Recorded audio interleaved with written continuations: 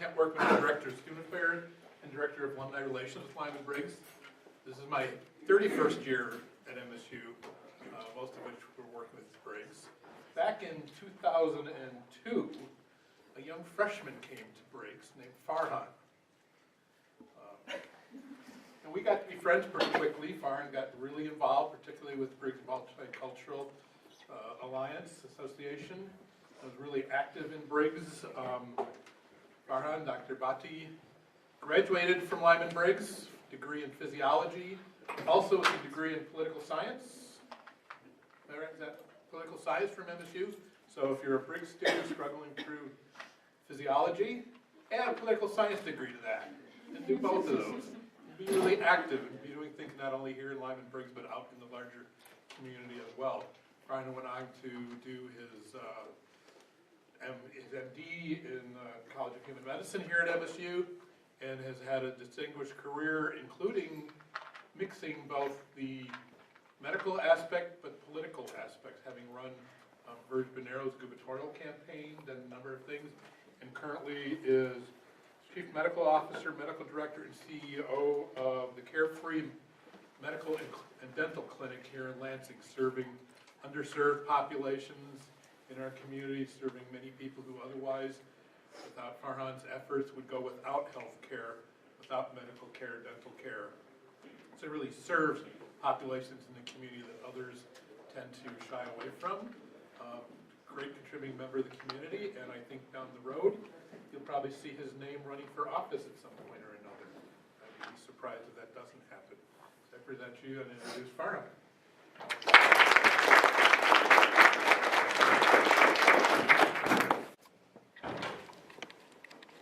Well, thank you. This is a great turnout. It's a privilege to be here today as we come together to remember a man who would have turned 89 years old today.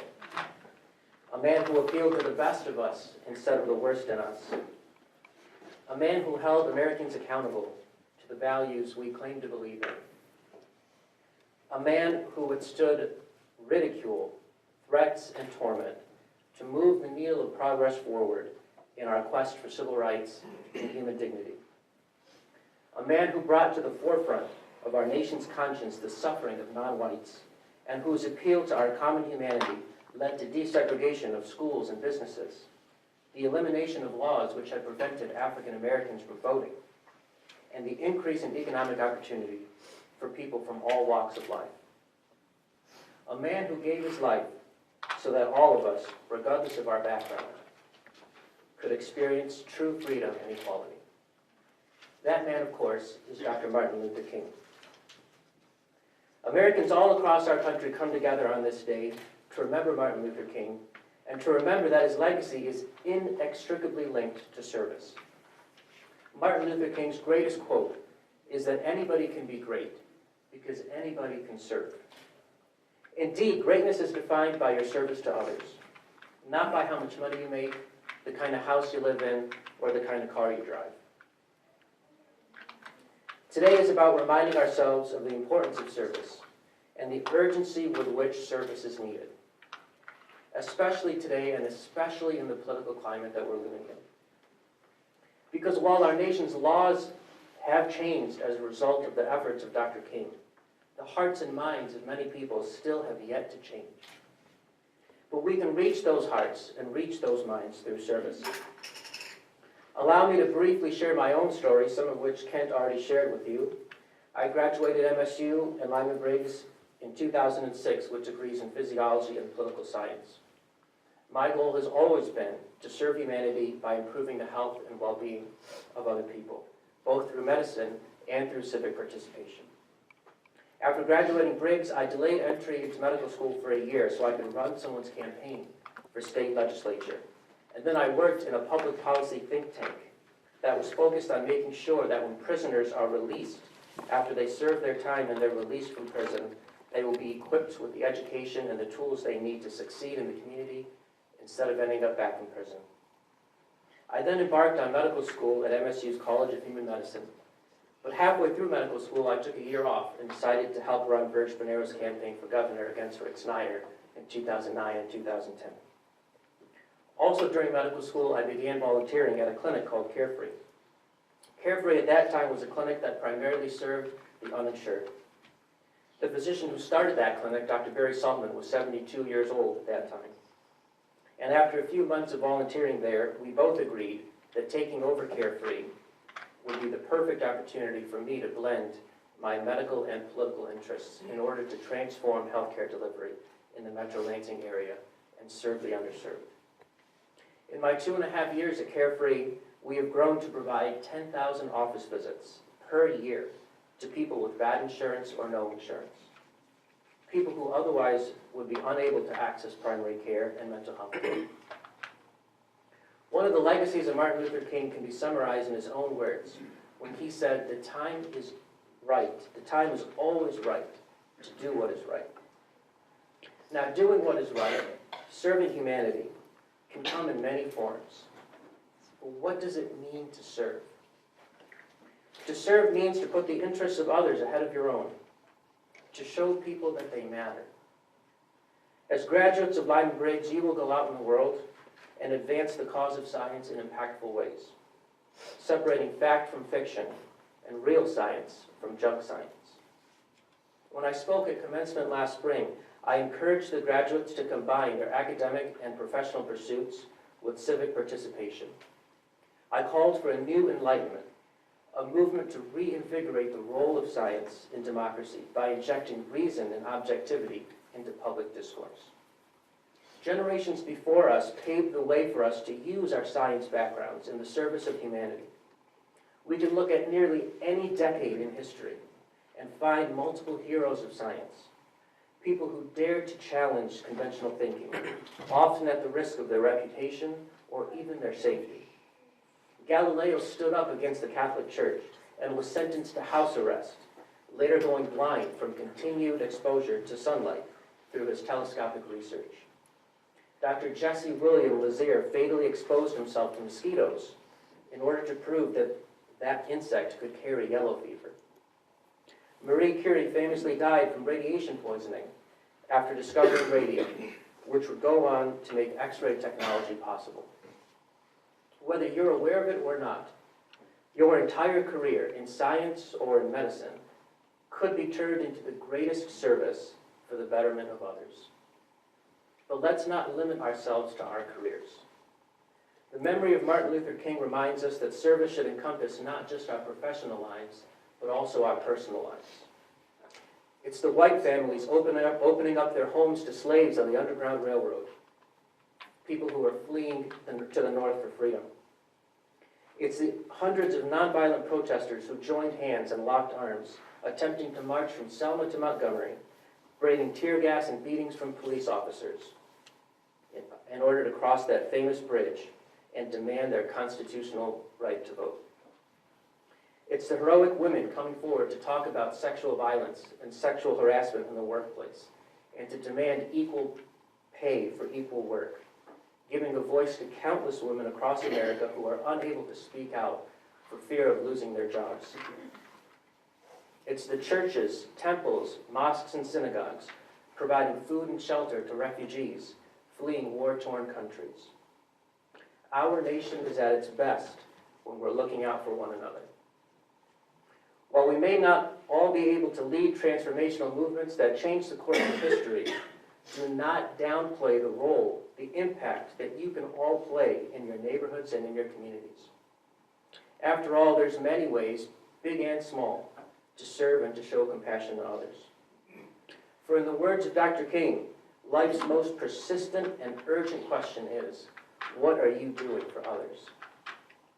We're only as strong as our weakest. So, be a mentor for at-risk children. Help new refugee families get settled here. Visit someone who's sick or someone who's hurting. Spend time at a local nursing home. Organize a canned food drive. Pick up trash on your street or shovel the snow on your neighbor's driveway.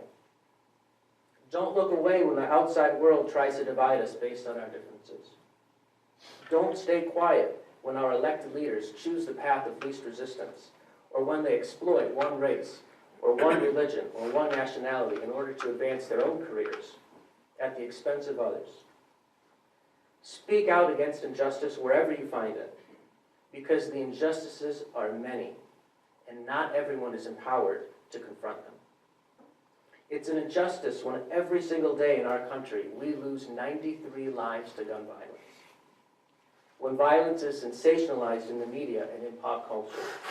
When economic progress and opportunity too often leave behind people of color. When trust in law enforcement begins to erode. When living conditions are bleak. When dreams begin to fade, hearts become hardened, and inner city kids succumb to a life of crime, thereby dishonoring the legacy of Dr. King. It's an injustice when we deprive children of quality schools and education simply because they made the mistake of not choosing their parents wisely. When 1 out of every 5 kids in America and 1 out of every 4 kids in Michigan live in a household without enough food. Or when someone born in Detroit's Cass Corridor is expected to live until only 69 years of age, while just 30 miles away in Northville Township, the life expectancy is 85 years of age, a full 16-year gap.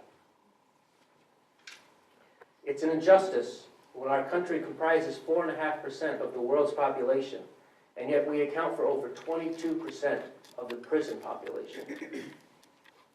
When we privatize our jails so that companies and the politicians beholden to them have a financial incentive to keep people incarcerated for as long as possible. An African American is 6 times more likely than a white individual to be incarcerated, and a Latino is 3 times more likely. When these mass incarcerations tear up families and too often leave young children without a father. It's an injustice when the criteria we use to elect people to office favors charisma over experience, sound bite over sound knowledge, selfishness over selflessness. Some of the injustices we face today existed at the time of Dr. King, while others are new. And yet we can look to Dr. King for lessons on how to solve these and so many problems that we're facing. For Martin Luther King, the answer was always love. Why do we strive against racial injustice, hunger, and poverty? Out of love. Why do we serve those in need? Out of love. Why do we give voice to the voiceless? Out of love. Dr. King said love is the only force capable of transforming an enemy into a friend. Hate cannot drive out hate. Only love can do that. It was this love of humanity and love of God that stayed with him when he was physically tortured by police, when he was repeatedly jailed, when he was called an extremist by the media and the politicians of his time. It was this love that would serve as the bedrock of his belief in nonviolent protest. When Martin Luther King accepted the Nobel Peace Prize, he spoke about love and nonviolence in the following way. Violence as a way of achieving racial justice is both impractical and immoral. I am not unmindful of the fact that violence often brings about momentary results. Nations have frequently won their independence in battle. But in spite of temporary victories, violence never brings permanent peace. It solves no social problem. It merely creates new and more complicated ones. Violence is impractical because it is a descending spiral, ending in a destruction for all. It is immoral because it seeks to humiliate the opponent rather than win his understanding. It seeks to annihilate rather than convert. Violence is immoral because it thrives on hatred instead of love. And so, my friends, there is much work still to be done to defend the dignity of all people. There is much work still to be done to fulfill Dr. King's legacy, to fulfill Dr. King's dream. Martin Luther King did not live and die so that inner city youth, to give inner city youth the right to succumb to gun violence and be killed on the street. He did not live and die for immigrants to be denied opportunity or to be told they're not welcome. He did not live and die so that our criminal justice system could continue to disproportionately incarcerate people of color or levy out harsher sentences for people of color compared to the sentences given to white individuals for the same crimes. He did not live and die so that a new generation of white nationalists could celebrate, having their chosen candidate elected President of the United States. Bill Clinton used to say, "The absence of discrimination is not the same thing as the presence of opportunity." The absence of discrimination is not the same thing as the presence of opportunity. We all need to strive, struggle, and serve one another to make sure that everyone has the opportunity to fulfill their God-given potential. So let's not lose the momentum of this day. Progress, after all, does not come from words alone. It requires action. Service is not something that simply happens on this day once a year. It's a value that should be with us year-round. Ask yourself what you can do to turn words and feelings into actions. Write it down and remind yourself every day. If you do that, if we all do that, only then will we be able to change the bigotry around us into mutual understanding and respect for all people. There's no better way to close than with the words of Dr. King himself. The rich must not ignore the poor, because both rich and poor are tied in a single garment of destiny. All life is interrelated, and all men are interdependent. The agony of the poor diminishes the rich, and the salvation of the poor enlarges the rich. We are all inevitably our brother's keeper. Thank you for inviting me, and thank you for your attention.